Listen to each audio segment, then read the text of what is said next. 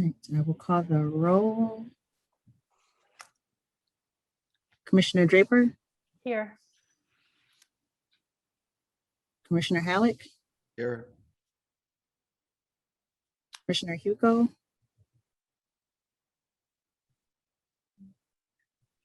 Commissioner Johnson,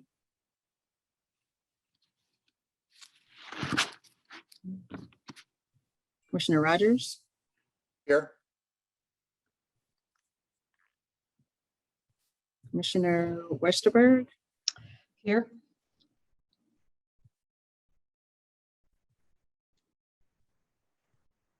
and Chair Linwall. Here. Right, we have a quorum. Okay, I think the first order of business is a motion to suspend the rules to allow the meeting to be conducted via Zoom. I have a motion from someone. I move. Suspend the rules. I second. All right. Commissioner Draper, Yes. Commissioner Halleck, Yes. Commissioner Rogers, Yes. Commissioner Westerberg, Yes. Chair Linwall. Yes. That passes Okay. 6-0. All right, next would be approval of the April minutes, but I understand those will be provided for the next meeting. That is correct. Okay, A little behind, we had a lot of meetings going on. so it's all right. All right. We should be caught up by the next meeting. Okay, great. And then under new business, we have changes to the Plan Commission Administrative Rules and Procedures. So Ms. Jones, would you like to kind of, should be fairly simple, but would you like to Yes. kind of walk us through? Sure. So I don't have a presentation, but I will Yeah. share my screen because I'll pull up the rules and procedures themselves. Can everyone see that? Yeah. All right. Okay, so first I want to, I don't know if anyone looked at these side by side. There is a page difference, and that is because I immediately went in and changed the margins. There's a lot of available space on each of the pages. So there was not substantive anything taken out, just simply a matter of changing the margin. So it's about a page and a half or 2 pages shorter. So that's the first order of business for that. Just to briefly walk through what's proposed, there are some general minor grammatical edits and edits such as what's on the first page with deleting some of the past dates. The 2 items that you may want to discuss a little bit further were one, the item that was brought up for discussion at the previous meeting regarding implementing a vote to continue to conduct business past 11 p.m. This was discussed briefly at the last meeting. And it seemed like there was a general consensus that this would be a good idea to add into the rules. So generally, it would just be, once we see the time getting close to 11, we pause and majority of the members vote either way to continue business or to, for that evening, or to continue the business to a separate date. That would be a majority vote. So that is the first item. Then we've got a changing of some of the lettering here. And the next item that is proposed was to, if needed, as stated here, to combine the public questioning of the petitioner and the public testimony. This isn't deleting either one, it's just essentially combining those 2. If for whatever reason, the chair thinks this may be something that we want to do, if there's only 1 or 2 people who have something to say and one has a question, one has a comment, we can combine the 2. Or if there are a number of people who wish to speak or ask questions regarding an item, this could be something that uh, is combined. Just noticing a lot of the past meetings, this from time to time, depending on the item, is already done, especially if it's something that's got a lighter audience. But also for instances where we have a lot of people, some of those questions can have a lot of lead commenting before we get to that question. So this would just be, should the chair, whoever the chair happens to be, makes the suggestion, again, a majority vote from commissioners to just combine those two sections instead of separating the two. So that is pretty much the end of the changes that are proposed. Again, just some minor grammatical suggestions throughout the rest of the document. So if there are any other questions or possible suggestions for other items to think about, I'd be happy to entertain those at this point. I have a question and comment, I guess. I always thought that the question comment separation was really awkward, and it's something that we follow, but the average person, they don't they don't come to these meetings understanding that, and we've gotten into so much regulation where, oh, sorry, that is that a question or is that a comment, or it just seems so awkward to me. I just wondered, why is it that way now? Why is it separated? Was there a good reason for doing that? I wish I could say for certain. These have been in place for some time. I think it was more so trying to make things as formal a process as possible for a public hearing and make it very clear where the delineation was. Again, I think over time, there's probably been a blurring of that line, seeing as how oftentimes testimony comes immediately following the questions. Yeah, when there's a petitioner who's gonna try and respond to things quickly after, it makes sense. It seems like it was more effective when we had in-person meetings. In the last year, it's definitely blurred together. I think it may be a matter in part of being very clear that, we don't need the preamble to the question. We just need the question for clarification. Because really it's an opportunity for the public to actually ask questions about the proposal. And, and I agree, it gets awkward when when the member of the public spends 5 minutes with the preamble to why he thinks that question is important.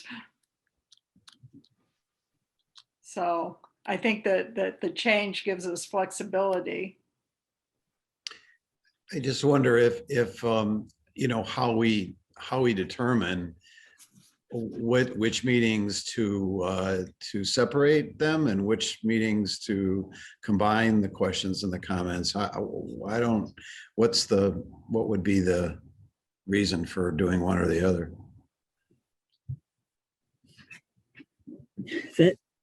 That can be difficult to say for certain, because in thinking of how this goes, I can think of instances where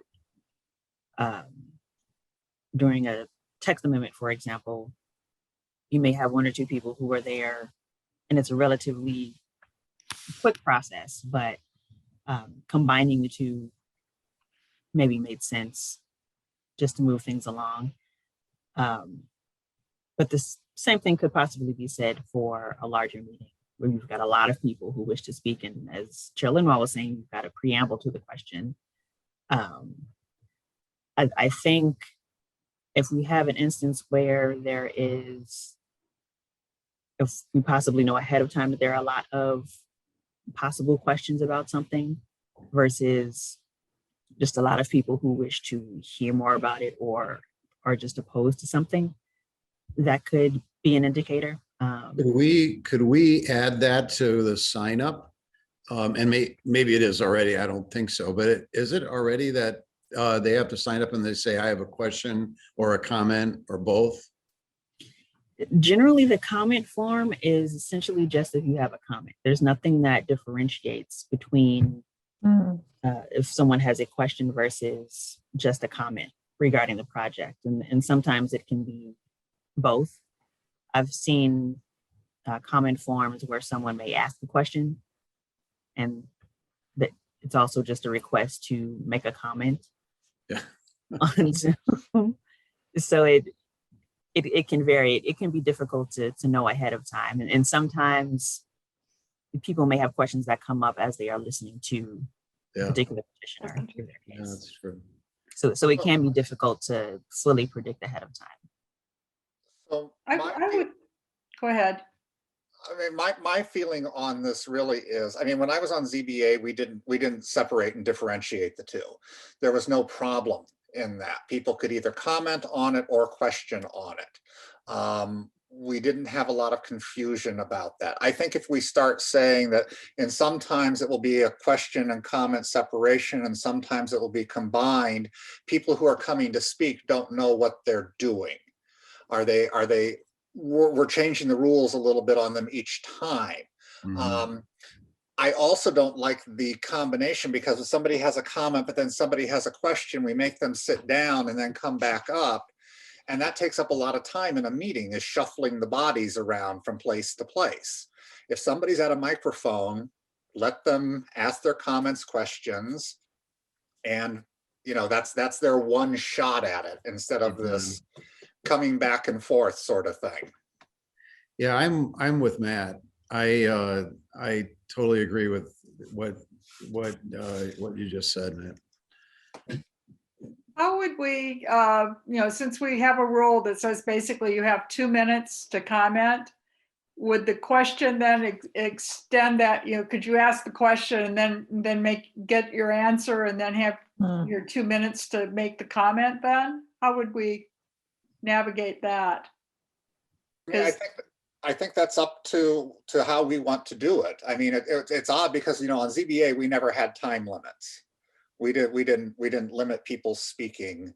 I politely would move them along when they got long-winded. But I mean, I would right now with people moving back and forth, I would much rather say you get 3 minutes to come up and ask questions, comments, do whatever, but it's that one time frame that you have to do it. And it's not 2 minutes here. If you're part of a committee or part of a group, it's 5 minutes there. I think that gets very confusing for the commission, but I think it also gets confusing for citizens who are coming to comment. Part of the problem is people don't know how much time they're preparing for or how the system works. And I think the more that we can lay out of that up front for people and becomes the standard operating practice, the more people will fall in line with that is the standard operating practice. Yeah.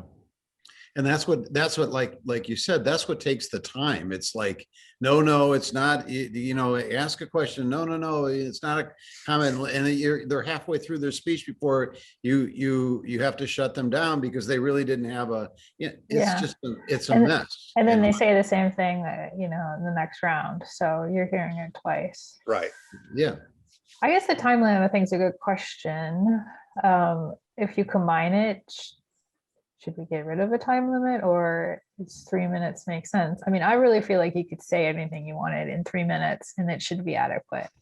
Yeah. Well, we've got 2 minutes, and I mean, I think that it, since this is kind of an optional sort of process, we could keep the 2 minutes and say, if you have a question, ask your question, we'll get the answer, and then, but you basically only have 2 minutes to comment to make I think one of the things that we're discussing, I think, is whether this should be optional or not, or whether we should just make it clear that we're going to do it a certain way and that's it, and that everybody understands.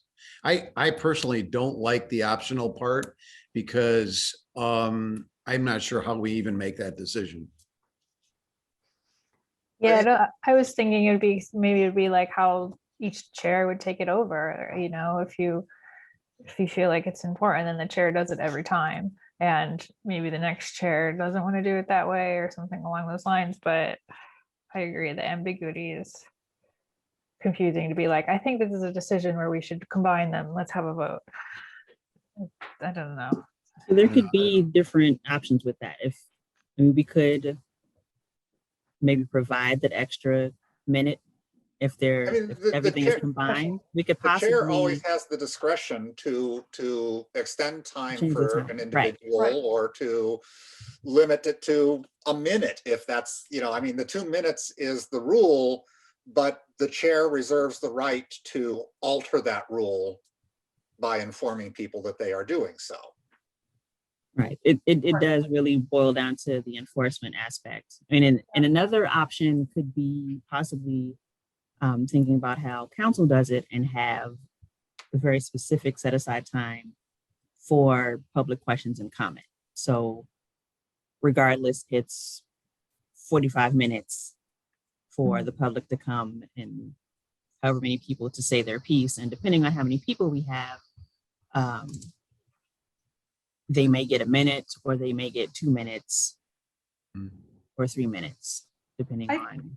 I think that might be a little problematic because we have to remember that that our job really is to establish the public record. Mhm. And, which is different than what the citizen comment is at the city council meetings. I can see, I think that for plan development applications where there is an applicant and there may be questions, there is some utility in having people ask their questions first and getting answers. But for something like a text amendment, I think that combining, certainly makes more sense because, there's not really a petitioner other than usually the city staff to question. I just don't see the advantage of separating questions and comments. It just seems like I don't know, what's the word? Redundant? Well, it's not redundant. It's just cumbersome. It's cumbersome. It's confusing to people. And I can't figure out why it's that way. Yeah. I think the only advantage from the community standpoint was that they could ask some leading questions on occasion and get some answers from a developer for plan development, which would then inform the argument that would come in the comments section.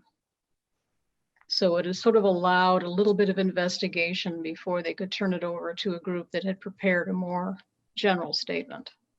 But currently, doesn't comment precede question? No. It's Question just for questions. comment. You ask questions first, and then after you've gotten and there's some advantage of having the questions grouped together, so you don't go, somebody has a question, then you go 5 more speakers, and somebody else has another question. So in that respect, I think it makes some sense. And my understanding, again, I haven't been following all of this, but it kind of goes back to years ago when plan development hearings were really established as more of a quasi judicial sort of thing.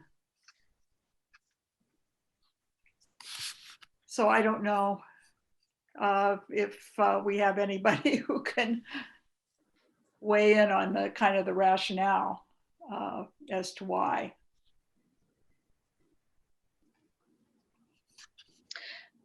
I mean, I think you can go either way. I do think that you just have to make it clear to the public what's expected. We'll always have people who will blow through time limits. I do think it's important to have the time limits. But I could see, maybe you do group the questions and the comments together, and at least you don't have this constant juggling back and forth, which does take time. But I do think you need time limits for anyone who's speaking. And we've got 2 minutes as the time limit now. Right, And I think right. that seems to be, pretty reasonable. You can say a lot in 2 minutes as far as the comment goes. I think, I don't know if we could do this as a trial, but I believe that if we combine the questions and comments, these meetings will move along, and a time limit. I think they will move along faster. I just believe Well, that. you know, if we adopt the proposal as staff is suggesting, we certainly, and I'm certainly happy to try that, but for the next couple of hearings, and we can see how we like it, and then we can, if we don't like that approach, Mhm. we can go back to the questions and the comments separated. I'm pretty new to this whole commission thing, so I don't have a strong preference one way or the other. Well, then maybe I'd like to move that we on a, well, I don't know, on a trial basis, we combine the questions and the comments, and we limit the speaking to 2 minutes like it is. And we try that out, see how it goes. And if there's problems, then we can revisit it. I mean, do we need to say it's a trial basis, or do we just change the rule? And if it doesn't work, we change it That's, back? yeah. You definitely could do that. Yeah. Yeah. I mean, The way it's set up, rather it than can trying be- to put something in that. Okay. I we take have to out the look at trial again or part. something. I take out the trial part of my motion. Then I'll second it.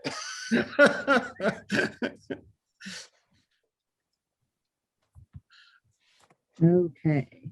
So are And we then- just going to vote on this particular item separate from the Oh. voting to continue the business? I After would 11? like to vote on them separately because I have some Okay. other comments about that, about the extension of the meeting by vote sort of thing. Okay, that is fine. And I will pause. We're keeping it at 2 minutes, right? Right, keeping it Okay. at 2 minutes, or basically as it already is in the- Okay. Yeah, so I mean, the only thing that might happen is that they have a question and it takes the petitioner a while to answer it. Obviously I may use my discretion and give them an extra 30 seconds or so. I mean, depending on- I think the way that would best handle it would be to let them ask their questions in their 2-minute period and then turn it over to the petitioner to respond to that, and not make that part of their 2 minutes where you're going back and forth. And then you're always like, okay, well, that took 30 seconds. Let's grant them 30 seconds. So Okay. it's like you have 2 minutes. Period. At the end of that 2-minute period, or when you hand over the microphone, is when the petitioner then will respond to the questions you had. Okay. So I will call the roll on this one. Commissioner Draper, Yes. Commissioner Halleck, Yes. Commissioner Rogers, Yes. Commissioner Westerberg, Yes, Chair Linwall. Yes. That passes.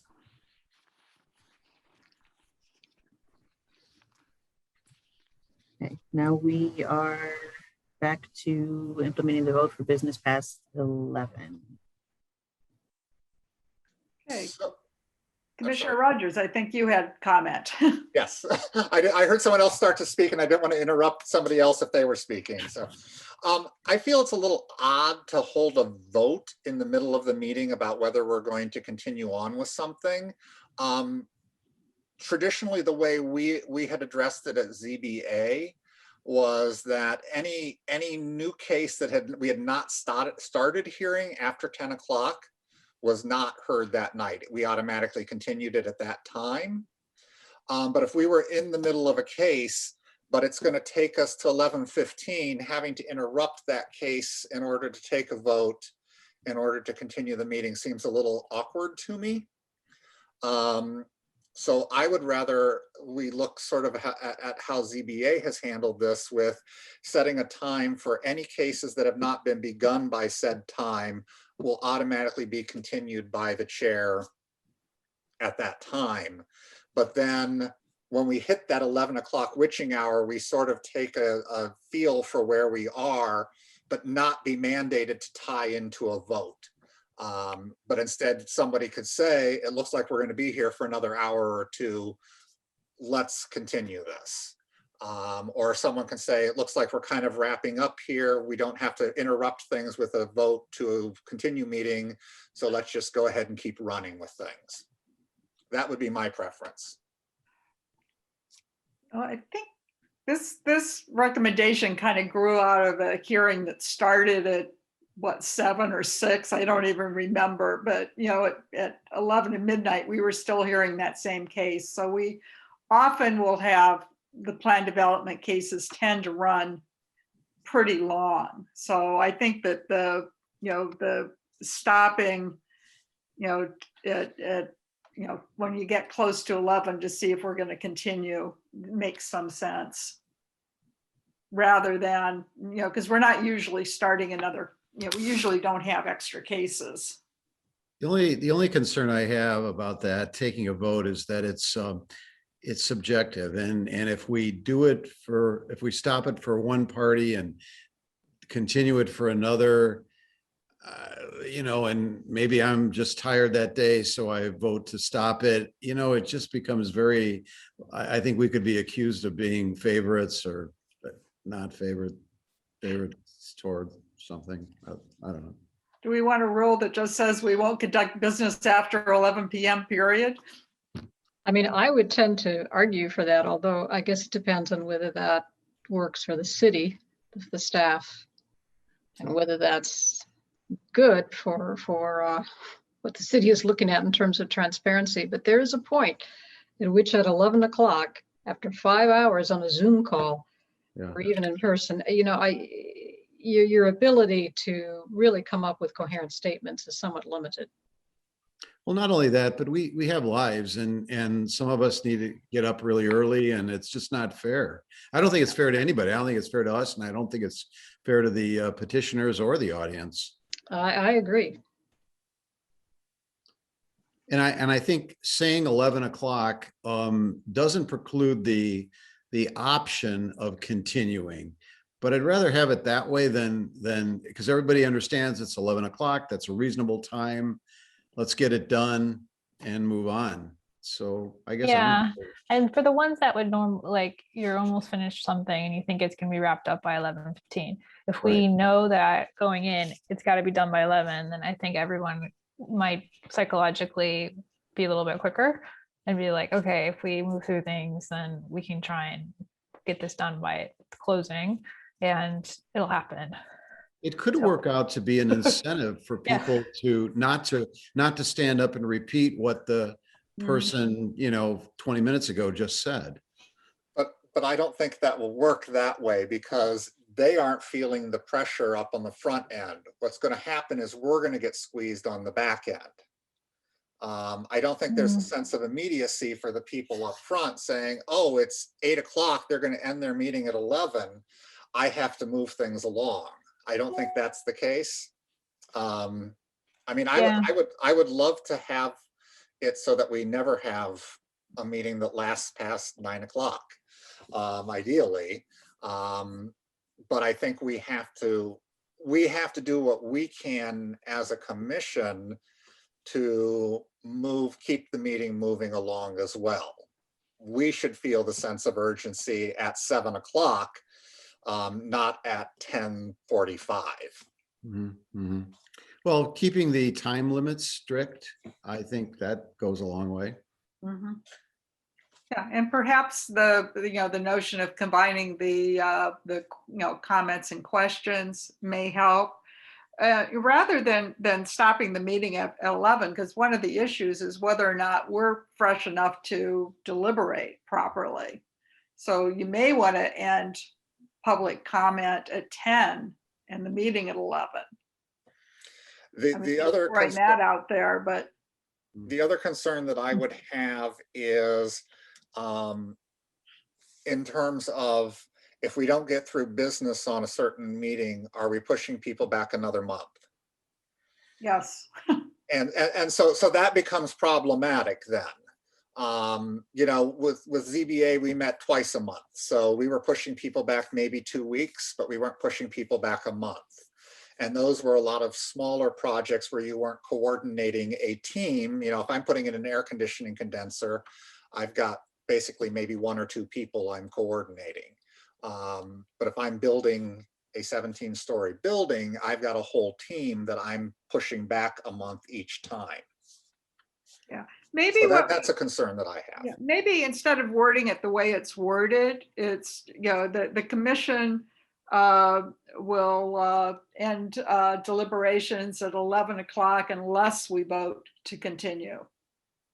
So, That sounds good. Yeah. you know, so that, Yeah. yeah, the expectation is we're stopping at 11. And then, you know, if we think that, you know, we've gotten, you know, it's 10:45 and we're starting our deliberations, then we can have a vote saying, well, yeah, we'll go another half hour to get our business done. Yeah, And I agree. That makes then sense. it's less ambiguous. So question regarding that. This would essentially be assuming that it's just that larger item on the agenda. So it would be this, it seems like we're assuming that the meeting for that particular item, or maybe any particular item, starts exactly at 7, and that there aren't multiple things on that agenda, which could change the start time from 7 to say 8 on occasion. So that might be something else to consider as well. Where maybe you've been talking about it for almost 4 hours. In some cases, if there's something else on the agenda, you may have only been talking about it for 2.5 or 3 hours. Well, I don't know how things get picked on the agenda, but it always happens that way. I mean, I've been on plenty of projects where we're the last one on. It stinks. But I don't know if it's our control. We try to, especially if it's a larger project that's being introduced, we try to kind of keep that by itself. I know there's been a lot going on, so there's been occasions where there's multiple things on the agenda. And we have been meeting more often because of this. It could be the case where we try to set out to have, if it is a larger development or something that we think might need a lot of time, that be the main item on the agenda and that be heard first. Does Plan Commission have a rule about how many agenda items can be on the agenda at any time? We actually do not, because we typically don't have that many items that need to be on the agenda. The amount of times I think we've had like maybe 4 items, maybe a handful of times. It's typically like maybe 2 or 3 items.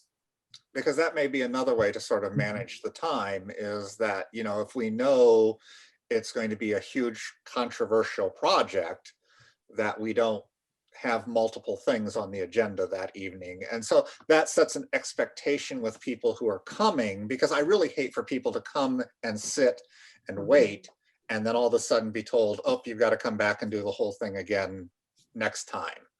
Right. Because it's not a good being cognizant of how much they're paying people to be there and the time for their experts and their architects and their lawyers and everybody else. So maybe we can look at how do we structure what's coming on each agenda item or on each agenda, so that we kind of know, you know, this thing shouldn't take us more than 2 hours. So we can put something else in there that will take 2 hours, and that's our 4-hour meeting. Yeah, that's typically how we try to schedule things.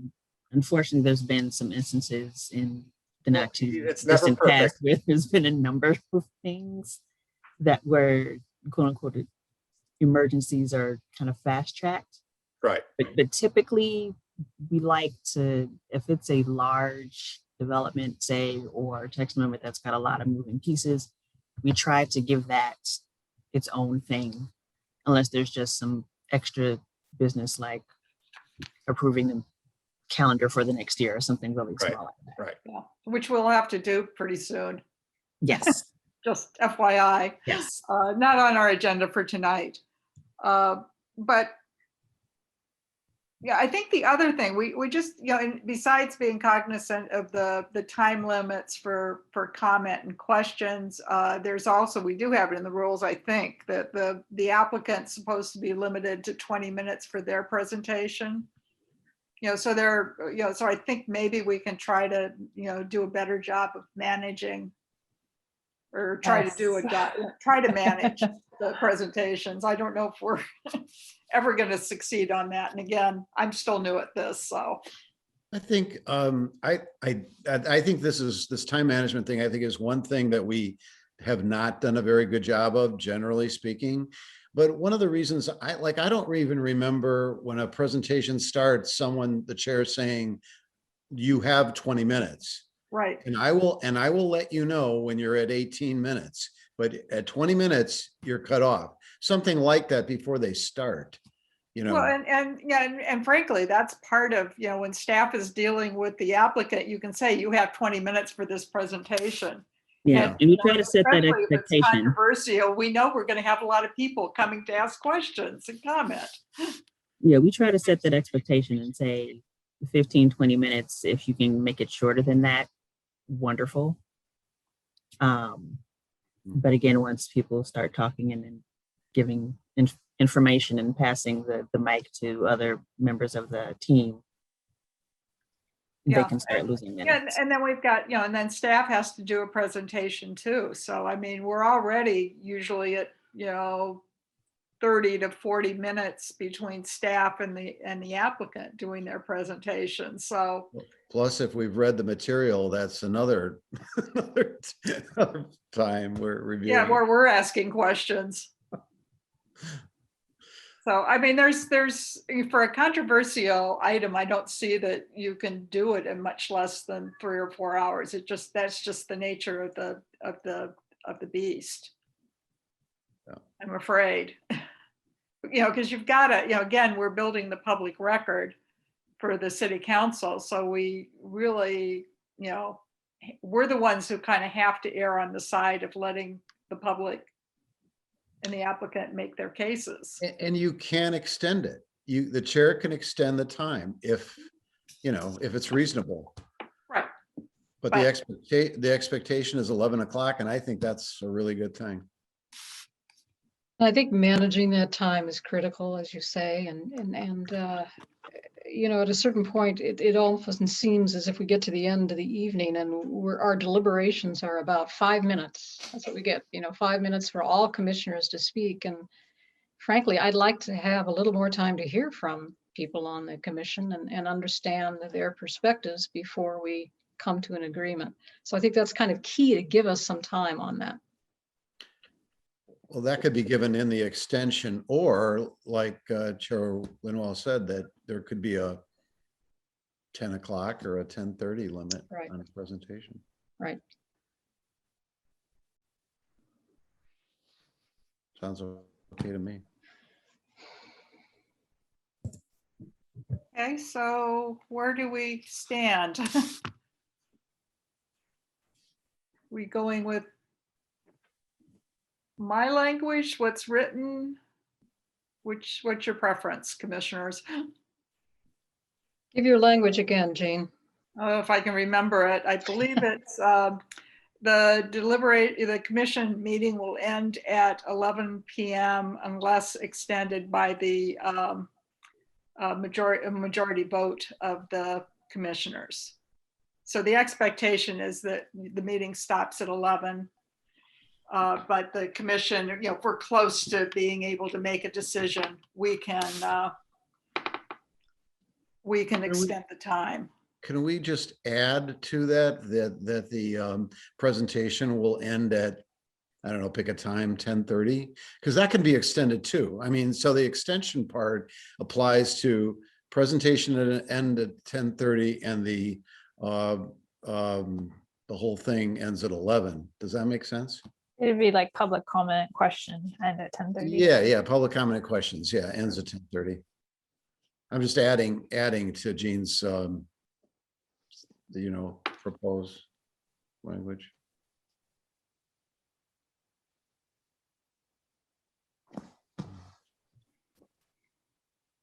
That makes sense to me. I think that works. Okay, does someone want to make a motion to that extent? I move that we accept the amended language as described to limit the time to 11 o'clock with public opinion to end at 10:30 with possible extension by chair.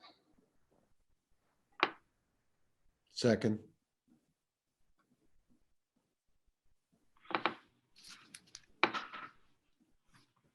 Okay, sorry, just writing this down. And you'll make it sound good in the final minutes or the final rules, I trust. Yeah, You have the we will, gist. we will wordsmith it. All right. Commissioner Draper? Yes. Commissioner Halleck? Yes.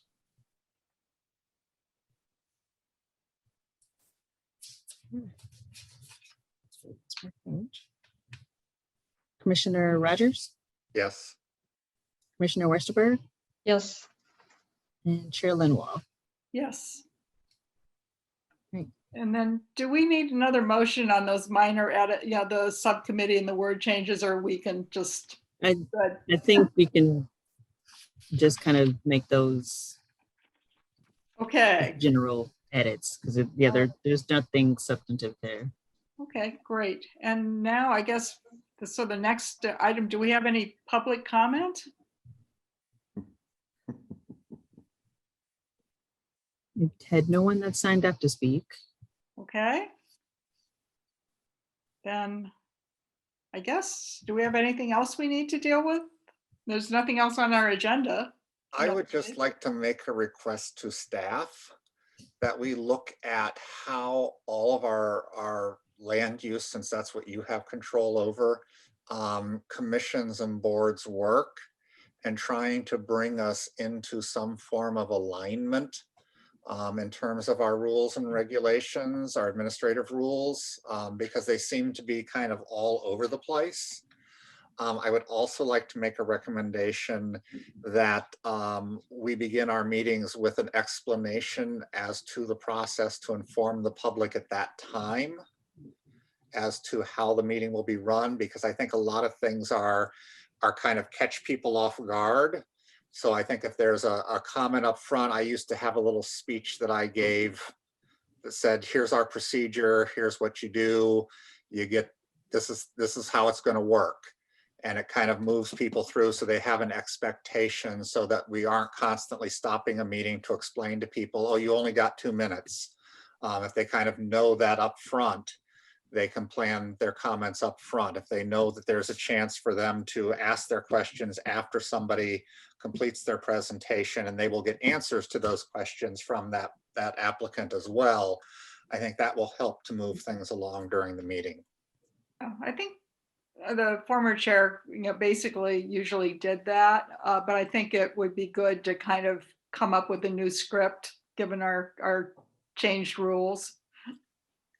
Yeah, we do have a script, and they've been somewhat changed due to our current circumstances being on Zoom, and I can take a look at that again. Yeah.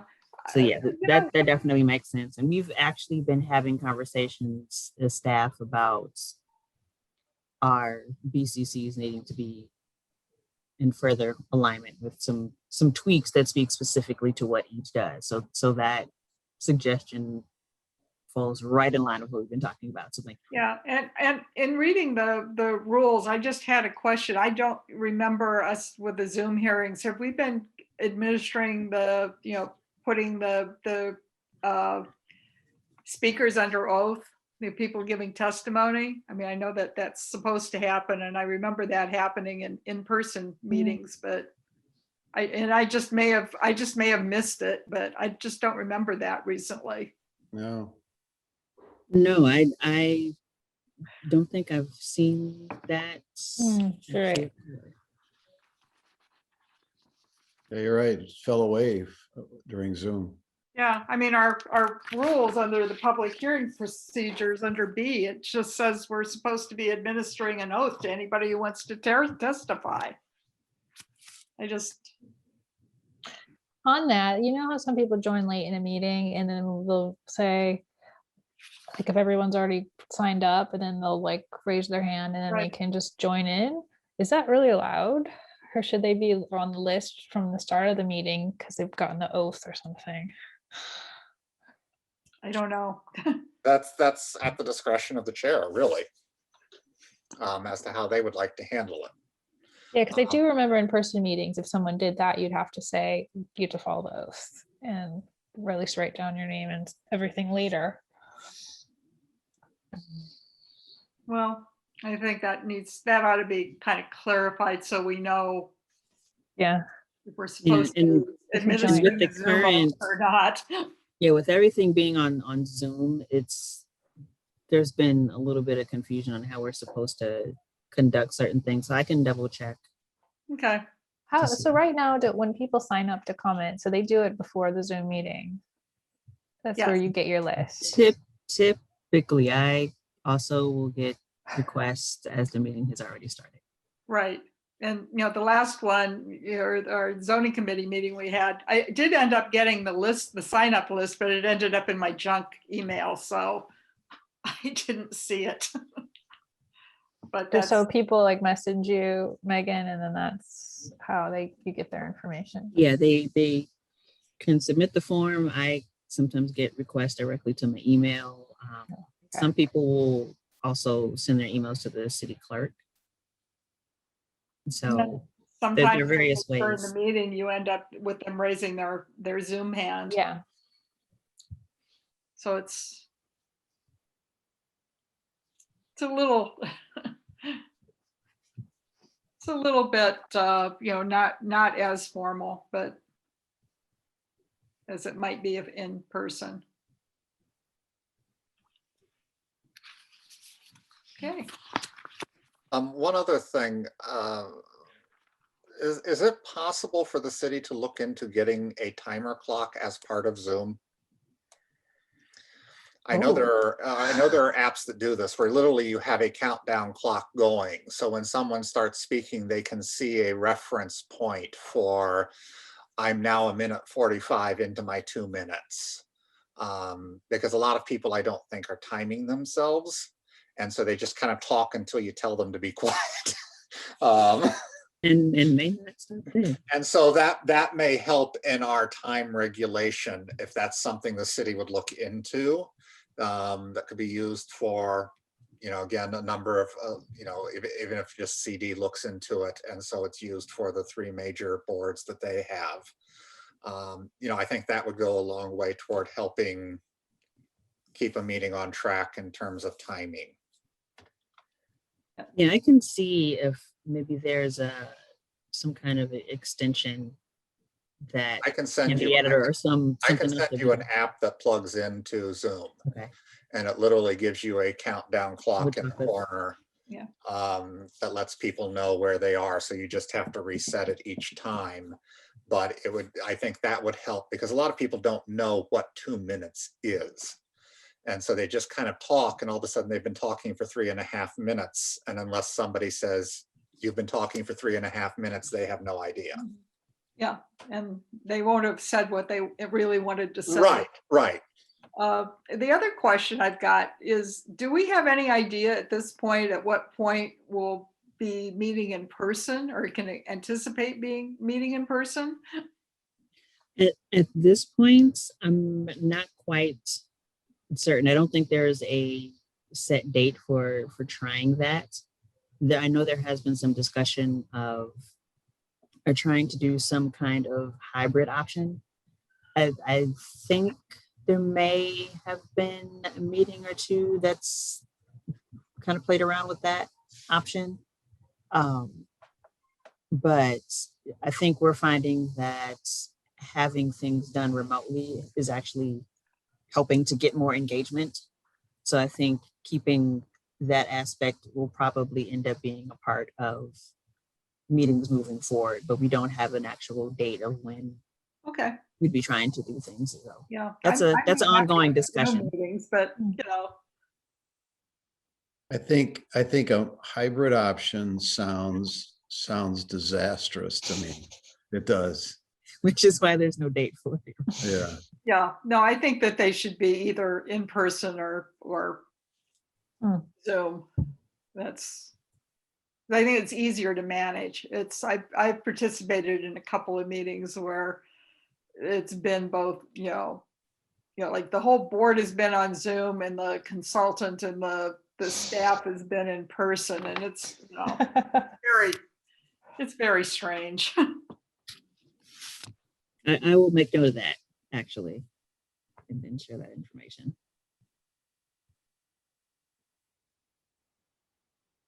And I will also keep you posted on what discussions are surrounding that. So